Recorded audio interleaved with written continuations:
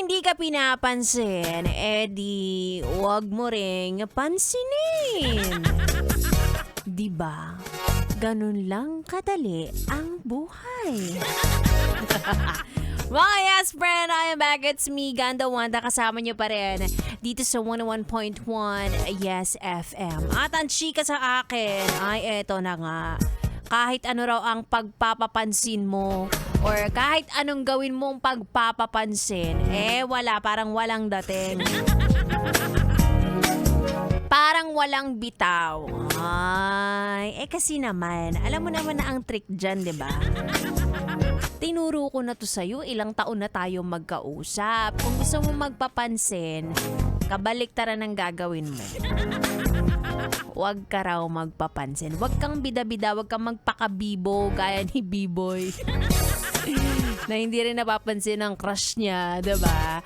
Gusto nila kasi yung may mga pa-mysterious effect. Ayan, yung dadaan ka lang, ganyan. Pero hindi ka mag-hi, hello, gano'n. May tawag dyan parang ang sabi nila, magpaparadar ka. Radar? Alam nila na nag-i-exist ka, pero hindi nila alam kung paano ka kumilos, paano ka magsalita, ano yung mga ways mo, ganyan, ano ang favorite color mo, ganon. Gusto nila yan, oo. Maniwala ka sa akin, kuya.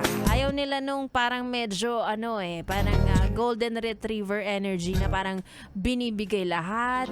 Alam mo yon, parang pinapaalam lahat ng mga bagay sa sarili, ganyan.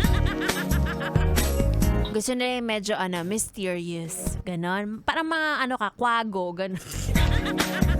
Kwago. Diba? Ganon ang gawin mo, ha? Para makascore ka na ngayong 2026. Makascore, parang mali yung term. Diba? Para mapansin ka, huwag kang magpapansin. Ganon! Anyway, sige na, i-reserve ko ang aking enerhiya sa aking pagbabalik bukas.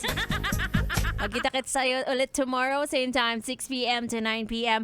Susunod na po si B-Boy Bibo para sa kanyang programang BB Time. BB, tuloy-tuloy ang ating tugtugan dito lang sa 101.1 Yes FM Solid.